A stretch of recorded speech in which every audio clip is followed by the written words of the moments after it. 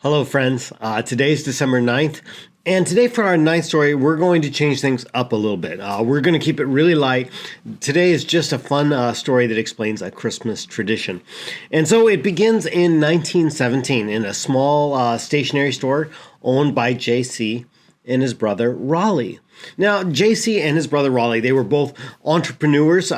They knew what it was to improvise and to persevere. They hadn't grown up with a lot of money, but instead, they just had this entrepreneurial spirit in them. And they would sell things door to door. They would work on various jobs just to collect an income and to save money. By the time JC graduated high school, and this is early 1900s, he'd saved up $3,500.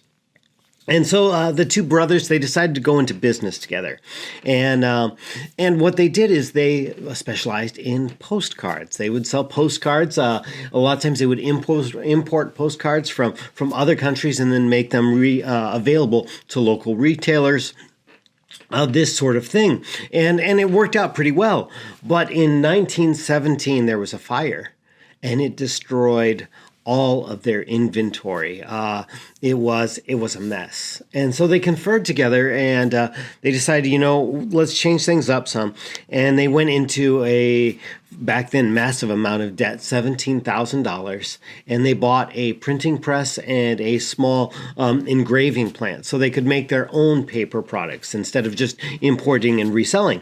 And so by 1917, they're recovering from this fire. They're doing okay financially. They're beginning to make money at their stationery store. And it's a critical time because it's Christmas time. And the store sold a ton of tissue paper as gift wrap. Now, back in the day, it was called gift dressings. Today, we just call it tissue paper. But back then, they called it gift dressings because that's what you used to wrap up gifts and give it to people. But Raleigh and JC, they had a very serious problem for them. And it was because they had actually run out of the paper that they called gift dressings. Business is good, but that doesn't matter if you don't have anything to sell. But again, as I mentioned, they had this entrepreneurial spirit and they knew how to improvise. So Raleigh, he's got to come up with a solution. So he's poking around in the back of the store trying to figure out, look for some more gift dressing paper or whatever. But he's got to figure out a solution. And he came across this big stack of paper. It was fancy. It was brightly colored sheets that had been imported from France. And originally, JC and Raleigh, they were going to use that as the inside covering for fancy envelopes. That was the point of this paper.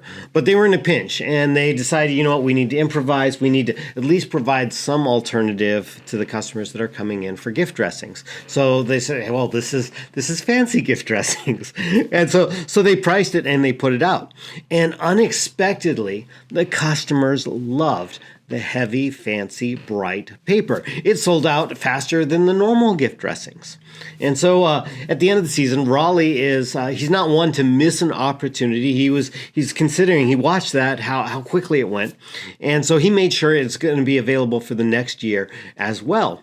And again, it took off incredibly well. So as time went on, 5 years later, he took the idea to large retail stores and who, back then they would wrap the gifts for you. And it became incredibly popular. It was a huge lift financially to both him and his brother. And that is how modern gift wrapping paper was born. Simply from a mistake. Somebody had run out of tissue paper and they had some fancy French paper and used it instead, and people loved it. So when you see all kinds of gift paper in the store today, it comes from this accident that turned into innovation. Now, Raleigh and JC, they continued to innovate and grow. They were involved in all things paper, postcards, greeting cards, wrapping paper, envelopes, stationery, you name it.